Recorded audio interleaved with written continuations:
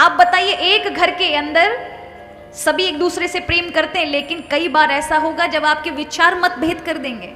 किसी का कोई अलग पसंद है, किसी की कुछ अलग पसंद है, और उसी में लड़ाई झगड़े चल गए। हम सभी के 4 प्रकार के स्वभाव होते हैं, लेकिन हिंदू धर्म धर्म नहीं है। क्या है? जीवन की व्यवस्था है।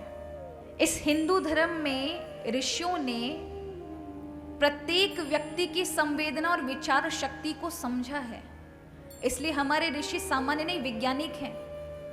सभी धर्म किसी एक अंग को ही लेके चलते हैं, लेकिन हिंदू धर्म प्रत्येक व्यक्ति के व्यक्तित्व को लेकर चलता है। इसलिए हमारे यहाँ आपको ये अनेक अनेक विविधता देखने को मिलती है, अलग अलग भगवान देखने को मिलते हैं। ये इसलिए मिलता है क्योंकि सबका अपना व्यक्तित्व अलग है, सबको एक में नहीं ढाल सकते। आप बताइए, एक घर के अंदर सभी एक दूसरे से प्रेम करते हैं, लेकिन कई बार ऐसा होगा जब आपके विचार मतभेद कर देंगे। किसी का कोई अलग पसंद है, किसी की कुछ अलग पसंद है, और उसी में लड़ाई झगड़े चल गए, क्योंकि सबका व्यक्तित्व अलग है, सबके संस्कार अलग है।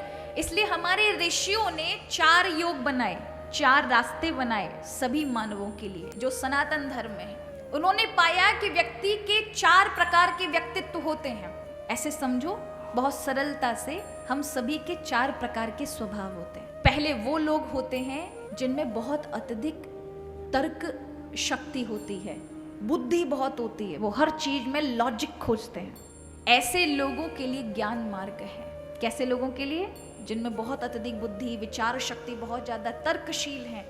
ऐसे लोगों के लिए ज्ञान मार्ग है, क्योंकि वो ज्ञान मार्ग में जाते हैं तो हमारे वेदांत उपनिषदों में वो अपनी बुद्धि को खपाते हैं।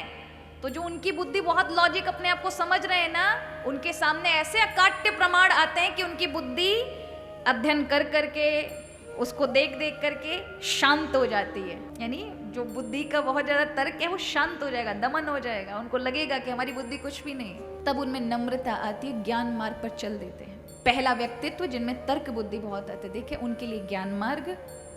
दूसरे वो हैं जिनमें बहुत अत्यधिक भावना है, बहुत ज्यादा भाव शक्ति है। ऐसे लोगों के लिए भक्ति मार्ग है, जिनको कुछ करना नहीं पड़ता, उनका स्वयं का भाव से, प्रेम से हृदय भरा हुआ है। ये भक्ति वाले लोग हैं, भक्ति मार्ग के। तीसरा व्यक्तित्व वो है जिनमें सुबह चाय पीते तो बहुत सारा इमोशन और भाव है, और जैसे ही भोजन किया दिन का तर्क शक्ति जागृत होगी, अब बुद्धि से चीजों को देख रहे, लॉजिक लगा रहे। यानी दोनों बराबर में, भक्त यानी बुद्धि और भाव। ऐसे लोगों के लिए भक्ति और ज्ञान का समन्वय मार्ग कर्म मार्ग है, कि संसार में रह करके कर्म करो।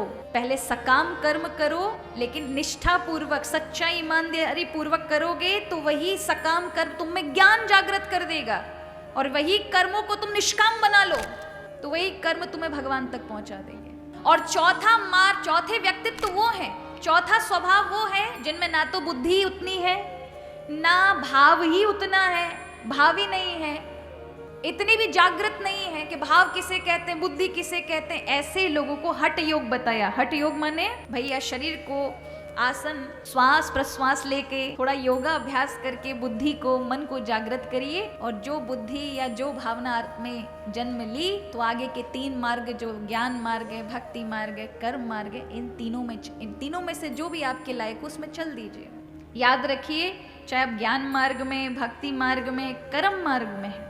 आगे हम भगवान की कथाओं में, कल की कथाओं में समझेंगे, क्योंकि यहाँ से तो आप सुन पा रहे हैं कर्म मार्ग क्या है, भक्ति मार्ग क्या है, लेकिन संतों ने करके बताया, भगवान के भक्तों ने ये जीवन में करके बताया। उनकी उदाहरण रूपी जीवन जब हम कल सुनेंगे तब समझ आएगा भक्ति कैसे जीवन में आनी चाहिए, कर्म कैसे हमारे जीवन में निष्काम बनेंगे, ज्ञान योग किस तरह से हमारे जीवन में काम आएगा। तो इस प्रकार से हमारे ऋषियों ने ये 4 मार्ग, एक मार्ग नहीं बताया, सभी के संस्कारों को जाना ऋषियों ने। इसलिए सारे दुनिया में जितने धर्म हैं, सिर्फ एक स्वभाव के ही अंग को लेकर चलते हैं, चाहे वो भक्ति को लेकर चलेंगे या ज्ञान को लेकर चलेंगे। पर सनातन धर्म ही है जिसमें ये 4 योग हैं, कि भाई जिनके पास उतनी बुद्धि भी नहीं है, उतनी भावना भी नहीं है, उनके लिए भी मार्ग है।